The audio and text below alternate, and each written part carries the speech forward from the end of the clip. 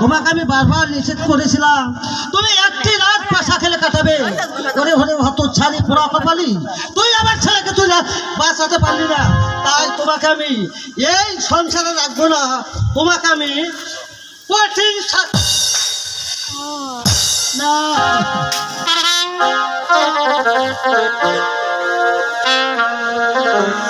এই যে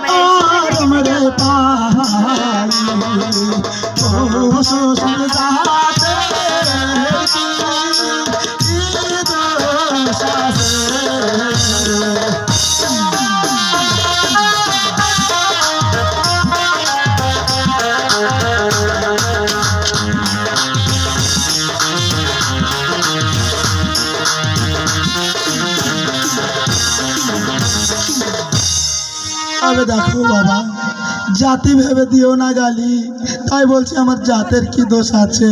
ওই ভগবান যদি মৃত্যু দেয় তাকে আটকাইতে পারে। তোমাকে আমি বারবার বলেছিলাম একটি রাত তুমি পাশা খেলে কাটাবে। হত ছাড়ি পোড়া কপালি, তোরা স্বামী খাওয়ার জাতি। তাই তুমি এই মুহূর্তে আমার ছেলেকে তুমি বাঁচাতে পারলে না, তাই তুমি এই মুহূর্তে সে গায়ের পোশাক কলঙ্কার খুলে সে বিধবার শাড়ি তুমি পরে। তবে দেখুন শ্বশুর, বিধবার কাপড় বস্ত্র বরণ করে নিলাম, ঠিক আছে, তবে তুমি আমার স্বামীকে কি করবে শ্বশুর? আমি আমার ছেলেকে এই মুহূর্তে সে ওই জান মশলা থেকে আমি সে ছেলেকে চিতাই পুরে ছাড়বো। তবে না শ্বশুর না, এ কথা কখনো মুখে আনবে না, কারণ আমি বেহুলা বেঁচে থাকতে আমার স্বামীকে কিছুতেই ওই চিতাই জ্বালাতে দেব না শ্বশুর। তাহলে তুমি কি করবে?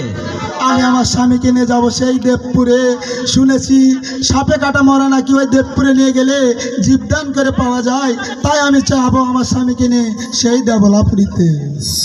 তাহলে তুমি কিভাবে নিয়ে যাবে আর কিভাবে আমি বুঝবো যে আমার ছেলেকে তুমি ভালো করে নিয়ে আসবে? তবে দেখো না শ্বশুর, আপনার কাছে আমি কিছু আম কলার ভোগ চাই শ্বশুর। আম কলার ভোগ?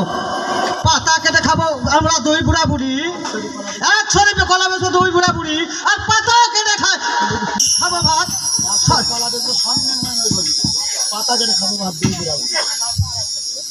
তবে দেখুন শ্বশুর, এক সরি কলা বেচবে স্বর্ণের নয় নয় বড়ি, আর পাতা কেটে খাবে ভাত দুই বুড়া বুড়ি, কিন্তু নিজের বউকে এক গাছাও কি দিবে না শ্বশুর? একটি কানা করিও আমি দেবো না।